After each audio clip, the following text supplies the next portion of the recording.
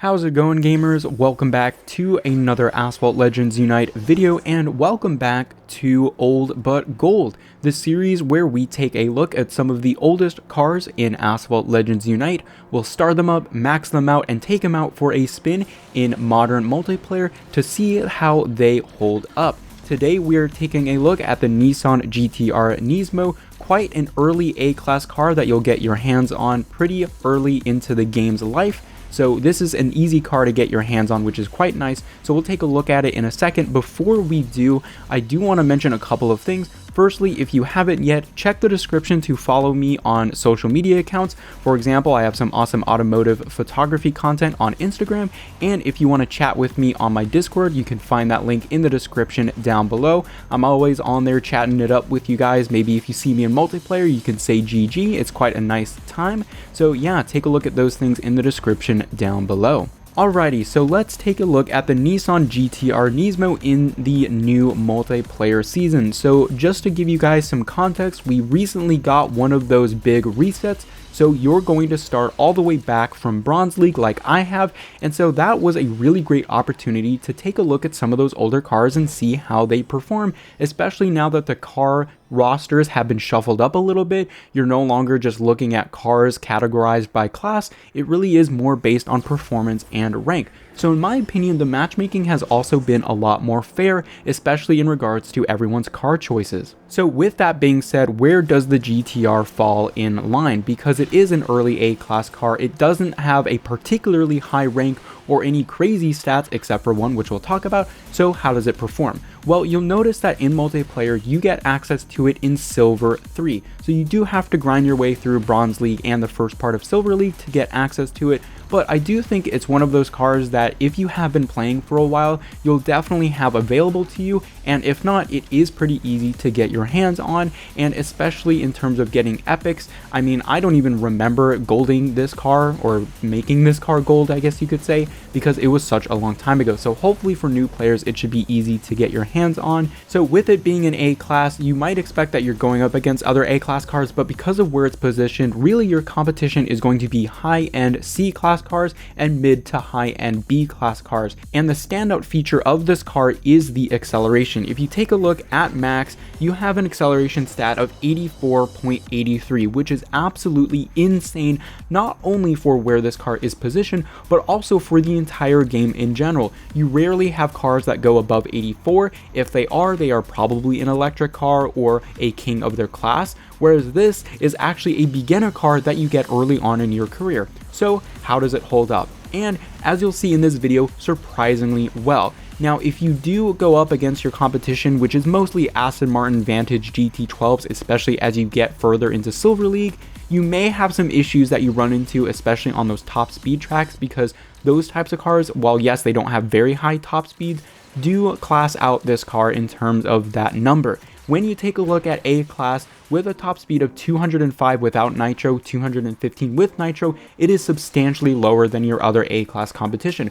But the good thing about the current iteration of multiplayer is that's not who you're going to face in multiplayer. Like I said, you're facing up against people who may have acceleration stats well below you, but maybe top speeds of into 220, 230 at the most. Because you're not facing A-class cars, you're going to be facing C and B-class cars. So in that regard, this car really does hold its own and shine very brightly. So especially with those shorter tracks that may not have super crazy straightaways like some variations of Cairo, especially on Rome and San Francisco, because of that acceleration, you actually start well beyond your opponents.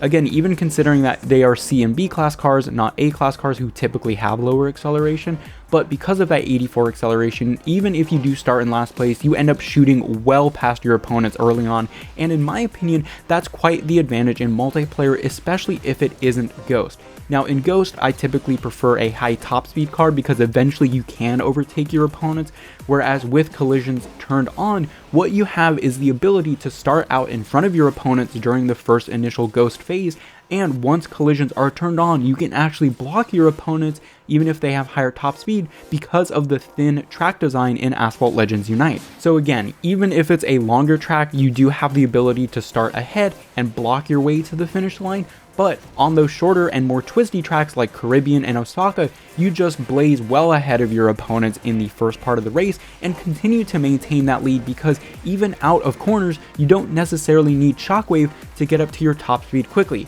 Again, it's a top speed that is lower compared to other A-class cars, but that acceleration means that you get to it so darn quickly compared to the other B and C-class cars, which again will be your main competition. So that combination of pretty decent handling, again compared to those A-class cars, compared to the C and B-class cars, it isn't particularly fantastic, but again, it's good enough. And that nitro will get you up to that good enough top speed. Now, the nitro efficiency on this car isn't necessarily the best. I mean, like I said, your competition is going to be like those Aston Martin Vantage GT12s, which have insane nitro efficiency. With that being said, because of that acceleration, you don't need to use all of your nitro to get up to your top speed. Most of the technique, what I've been doing in this video, is I get up to my top speed, and then as soon as I can recognize that I've reached the max speed, I start doing the brake nitro trick to conserve my nitro. But something that I noticed is even if you're out of nitro and you do the brake nitro trick, where you get that little bit of nitro to just trigger it at all, because the acceleration is so fast, you can actually maintain the top speed faster than the normal top speed even without nitro at all. So you can still do the brake nitro trick on long stretches of straightaway even without any nitro. So again, to recap, top speed isn't that great, but it's good enough. Acceleration is well beyond anything that you'll see in this section of multiplayer. Handling is good enough to get you around the corners. What I will say is if you are talking about touch drive, I wouldn't recommend this car, because with touch drive, handling is especially important, because with manual drive, you can do some tricks to maybe maintain your speed around corners, like those floaty drifts and the like nitro punches and stuff like that. It is easier to do that in manual drive. With touch drive, I do recommend a car with better handling just to get yourself through Silver League. But with manual drive, it really isn't a problem whatsoever once you start taking advantage of air tricks and speed tricks and all those different things like that to keep your drift speed as high as possible. Again, it's just good enough to get you by. The nitro, again, just looking at the stat by itself isn't too impressive, but once you consider that you don't actually need a whole lot of nitro to get to your top speed, then you don't really have to worry about that nitro efficiency. So using the Nissan GTR Nismo, I did manage to get my way all the way through Silver League.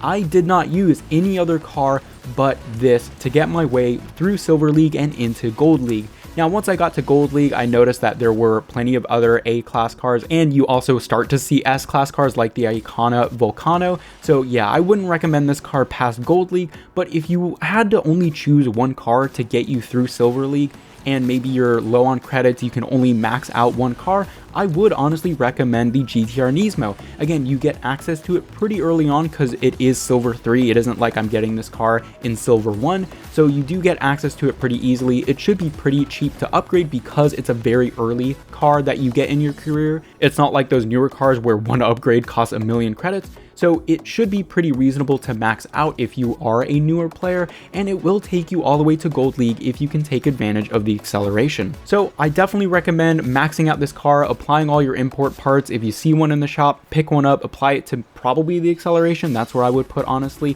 but you could also put it to top speed if you don't have enough to max out this car, because the acceleration by itself should be pretty good. Alrighty, so that's going to wrap it up in terms of the Nissan GTR Nismo, a fantastic underrated beast. I mean, hey, they don't call it Godzilla for nothing, so it was a joy to use this car. Honestly, very fun to drive. It wasn't frustrating in any way, and that acceleration is just so refreshing because I never have to worry about staying at like 150 in the corners. I can always just stay at 200 plus with that acceleration coming out of the corners. So it was pretty nice and smooth to get myself to Gold League. And yeah, definitely let me know your thoughts about the GTR Nismo in the comment section down below, but also let me know your recommendations on any other cars I should check out for the Old But Gold series in the comment section down below. I hope you enjoyed the video, and I will see you all later.